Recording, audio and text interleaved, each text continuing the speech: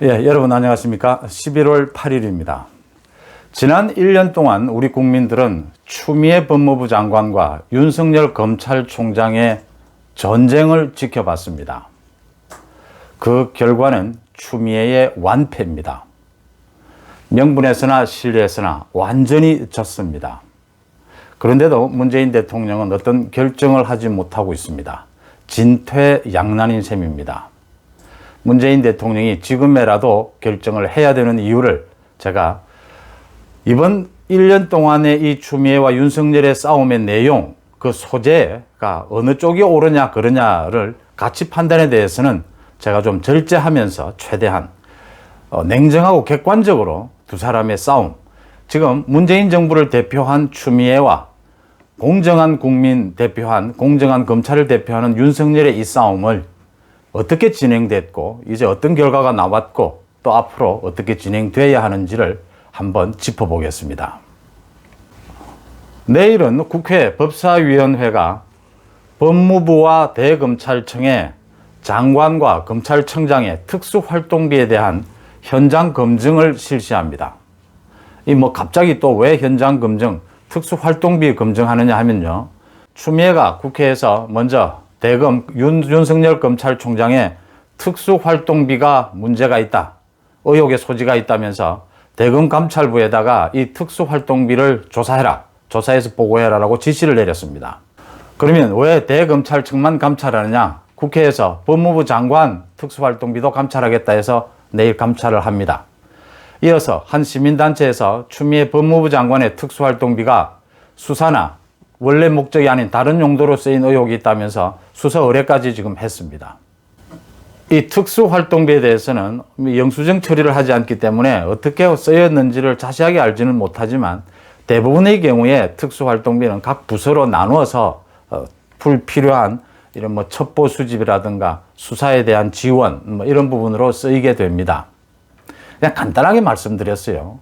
추미애가 싸우다 이제 도저히 안 되니까 이 진흙탕 개싸움이라고 원래 합니다.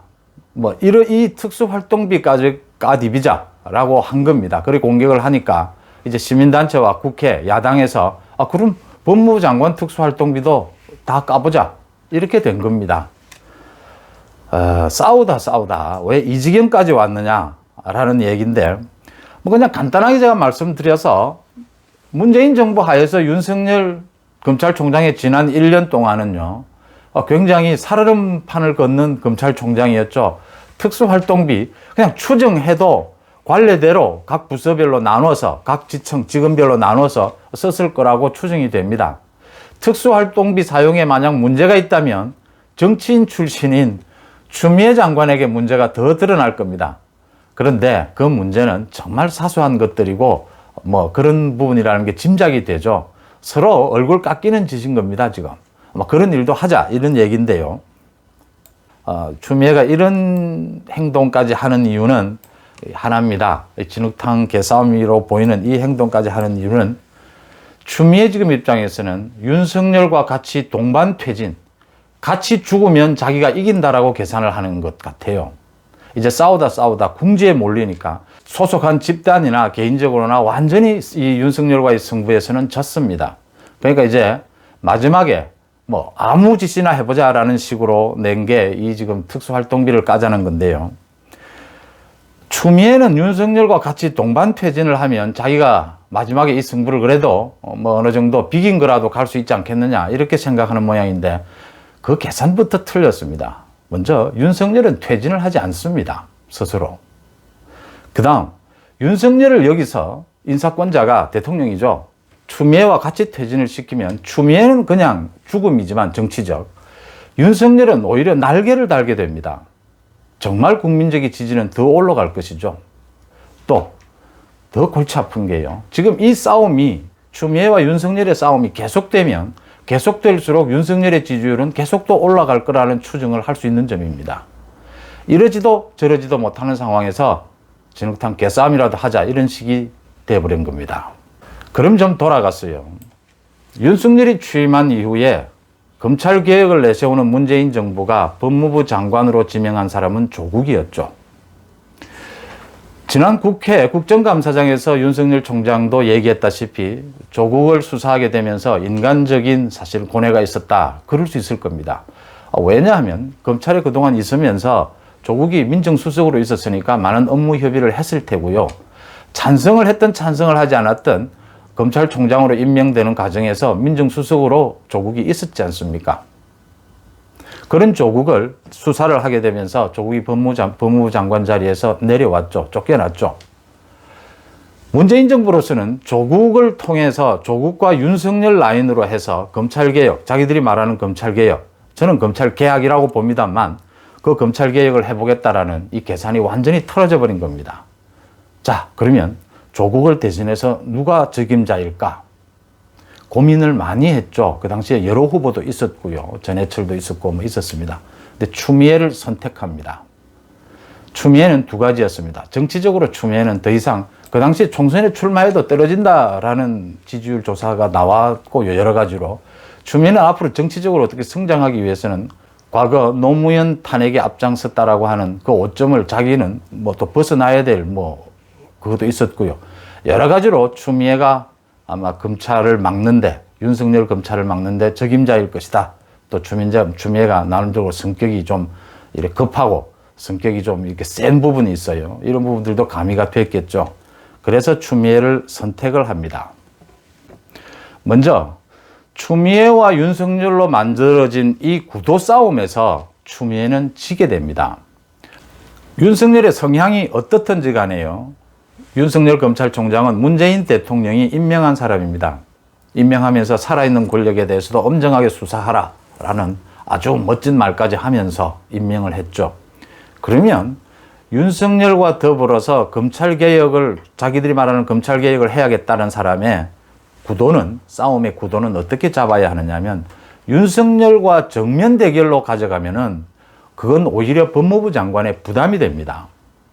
왜냐하면 윤석열의 개인적인 뭐 가족 의혹 그 다음에 쭉 나오지 않습니까? 개인적인 비리에 대해서는 이미 임명을 하면서 인사청문회를 통해서 집권 여당이 아무 문제가 없다라고 이미 검증을 한 부분이죠. 다 검증을 한 상태고 자신들이 임명을 했고 또 이 사람을 통해서 어차피 자기들이 원하는 대로의 어떤 검찰개혁을 해야 되는 입장에서 이걸 전면 대결 양상으로 가져가서는 안 되는 부분이었습니다. 그런데 추미애는 성격상 또는 자기의 정치적 목적상 윤석열과 전면전 양상을 처음부터 구도를 가져갑니다. 이미 구도부터 이미 지고 들어갔다는 얘기입니다. 윤석열에게 협조할 것은 협조하고 또 타협할 것은 타협하고 하면서 적정한 선을 모색하는 것이 아니라 자기가 상사고 너는 부하고 나는 권력을 쥐고 있고 너는 단지 임명된 사람일 뿐이다. 이런 형태로 계속 힘을 가지고 밀어붙이게 됩니다. 인사권, 지휘권, 감찰권, 남용을 거듭하는 형태를 통해서 전면전 구도를 만듭니다. 추미애는 구도 싸움에서부터 졌다 이렇게 보이는 거죠. 그 다음 싸움의 소재, 싸움의 내용입니다. 싸움의 내용에서도 추미애가 이렇게 전면전으로 가져가면 안 되는 내용들이 나옵니다. 이미 지금 검찰개혁이라고 이름은 내걸었지만 사실은 권력형 비리를 덮어야 하는 것 아닙니까? 그 덮어야 할 권력형 비리가 지난 1년 동안 한꺼번에 다 쏟아져 나오게 됩니다. 라임 옵티머스 사건은요, 지금 묻혀져 가고 있는데 저게 묻혀지겠습니까? 그 다음 울산시장 선거 개입 사건, 어제 아래 재판이 끝났죠. 김경수 드루킹 재판, 그 재판이 계속되고 있었던 겁니다. 그 다음 유재수 감찰 무마 사건, 또 최근에 불거졌죠. 원전 조기 폐쇄 수사에 들어갔죠. 검찰이. 그 다음 그 감사하는데 조직적으로 증거인멸을 하고 공문서 위조한 것, 공무원들이 증거인멸을 하고 공문서 위조를 했습니다. 지금 이게요, 원전 폐쇄 문제는 오히려 이 문제보다도 이 공무원들이 감사가 나오는데 증거인멸을 하고 공문서 위조를 한 건요, 이건 어마어마한 범죄입니다. 이거를 수사하는 것을 정권 흔들기라고 합니다. 제가 이런 윤석열과 추미애의 싸움 소재에 대한 가치 판단은 좀 절제를 하고요. 이런 비리들이, 권력형 비리들이 쏟아져 나오면서 이걸 막기에는 추미애의 힘이 붙였다. 추미애로서는 도저히 안 되는 부분이었다라는 겁니다. 윤석열 총장을 식물총장으로 만들었지만 또 인사권을 남발하고 수사 지휘권을 남발했지만 추미애의 역량으로서는 부족했다는 겁니다. 이건 이미 구도에서 지고 그 다음 싸움 내용에서도 이길 수 없는 싸움이었다는 겁니다. 그 다음 세 번째요. 추미애와 윤석열이 보인 언행의 품격의 차이. 이게 사실은 국민들에게는 정서적으로 더 다가가는 부분인데요. 내용이나 구도나 이런 것보다는요. 추미애는 처음부터 아들 문제가 걸리면서 거의 이성을 잃을 정도의 언행을 보입니다. 내 아들은 건드리지 마라. 소설 쓰시네. 남편과는 떨어져 있어서 물어보기가 힘들다. 신경질을 내고 짜증을 내고 고성을 지르고 오만하고 품격 없는 행동을 일삼습니다. 그런데 반대로 식물총장이 돼서 가전 모욕과 가전 공격을 받는 윤석열 총장은 국회에서나 또는 공공의 장소에서 아주 절제된 언어로 자기가 하고 싶은 말을 다 하게 됩니다. 국정감사장에서 여러분들도 보셨다시피 자기가 해야 될 말, 적정한 말을 다양한 표현의 법으로 다양한 뉘앙스를 남기면서 표현의 언행의 품격을 보여주게 됩니다. 그 차이에서 이미 국민들은 내용은 몰라도 이미 두 사람의 싸움의 승부는 끝이 난 겁니다. 그 다음 또 하나는요. 추미애가 싸우고 있으니까 민주당 의원들이 가만히 있을 수가 없죠. 민주당 의원들이 떼거지로 나서서 떼창을 벌입니다. 추미애를 엄호하기 위해서. 그런데 제가 보기엔 추미애에게 도움이 되는 지원은 거의 없었다는 겁니다. 이낙연 대표부터 시작해서 민주당 의원들이 그동안 나서서 수천 번 떠들어댄 추미애 엄호 언사들 모두 역효과만 났다는 겁니다. 물론 싸움의 내용부터 일단 지는 문제, 구도에서부터 지는 문제, 품행에서부터 지고 있는 이 싸움을 엄호한다고 이겨지고 하는 부분이 아니겠지만 그래도 엄호도 품격도 떨어지고 내용도 엉뚱한 내용으로 그래서 오히려 더 국민들의 짜증만 불러일으켰다. 당장 원전에 대한 검찰 수사를 놓고서도요. 정권 흔들기다. 윤석열이 친한 지검장이 전격적으로 압수수색을 해서 문재인 정권을 흔들려고 하고 있다. 위협을 가하고 있다. 스스로 자기들이 뭘 얼마나 잘못했는지를 드러낼 뿐입니다. 검사가 누구라고 상식적으로 생각해 봅시다. 일반인이라도 지금 원전을 이렇게 무리하게 폐쇄를 했고 그 다음에 감사원이 감사를 한다는데 공무원들이 조직적으로 나가서 400몇 건의 자료를 폐기하고 그 감사에 대해서 공문서를 위조하고 거짓 답변을 하고 이걸 어느 검사가 그대로 보고 두고 있어야 됩니까? 이 말이 안 되는 얘기를 하면서 스스로 자기들 미천만 드러냈다. 이런 평가가 나올 수밖에 없는 대목입니다. 반면에 윤석열 검찰총장은 식물총장이지만 절제된 언행으로 피해를 받고 있다. 자기가 부당한 공정한 검사상을 씹는 데 성공하면서 오히려 권력형 비리를 덮으려는 현 정부의 엄청난 억압과 피해를 당하고 있다. 모욕을 당하고 있다는 인상을 심어주는 데 성공했다. 이렇게 보이는 겁니다. 결국 문제는 이제 문재인 대통령, 문재인 정부로 갈 수밖에 없습니다.